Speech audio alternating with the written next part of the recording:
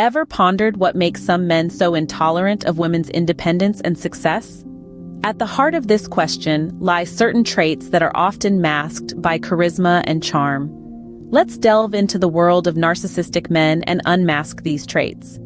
Firstly, there's an excessive sense of self-importance. Narcissistic men often believe they are superior and therefore deserve special treatment. Then there's a startling lack of empathy. They struggle to recognize or understand the feelings and needs of others, especially when these don't align with their own. Let's consider John, a successful businessman. Despite his wife's accomplishments, he constantly belittles her achievements, making her feel inadequate and undervalued. This is a classic manipulation tactic, another sign of narcissism. John uses it to maintain control and feed his inflated ego. Such actions are telltale signs of narcissism, a personality disorder that often remains hidden beneath a charming exterior. So keep your eyes open and your intuition sharp. So, what triggers this narcissistic behavior in men? Well, often, the ego of a narcissistic man is threatened by the success or independence of the women in their lives. It's a scenario where their sense of superiority, a cornerstone of their identity, is challenged. Let's consider the case of Mark. Mark's girlfriend recently earned a promotion at work. Instead of celebrating her achievements, Mark feels threatened. He perceives her success not as a shared victory, but as a blow to his own self-esteem. To regain a sense of control, he resorts to undermining her confidence. He might belittle her accomplishments, question her abilities, or even subtly discourage her from pursuing further growth. In essence, these situations aren't about the woman's independence or success. They're about the narcissistic man's fragile ego. It's a reflection of their deep-rooted insecurity, their need for control, and their fear of being overshadowed. These triggering scenarios reveal the fragile ego of a narcissistic man. Now, how do these men manipulate women emotionally? Well, let's dive into the dark waters of manipulation tactics used by narcissistic men.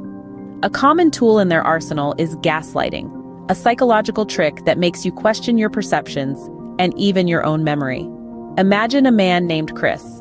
He tells his partner she's forgetful, that she misunderstood him, or remembered things incorrectly. Over time, she starts to doubt her own memory, becoming reliant on Chris to determine what's real and what's not. Another tactic is blame shifting.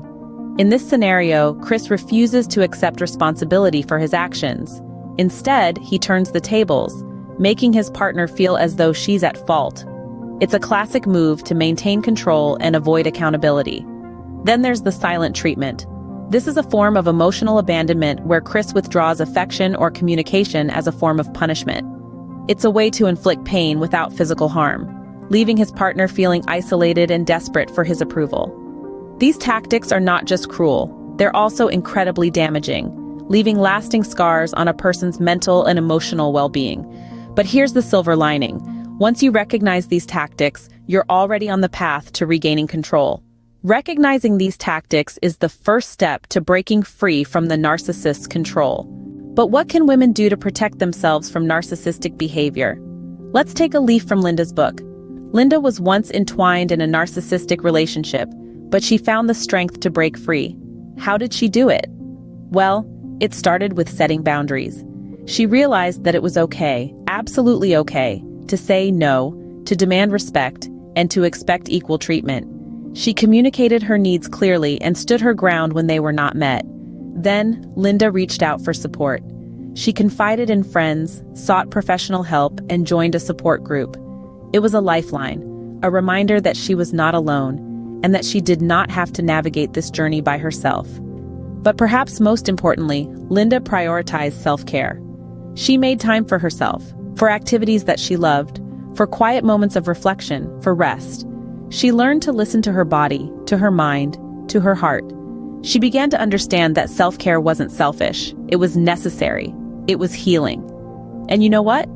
Linda regained her self-esteem, her independence, her joy. She reclaimed her life. And so can you.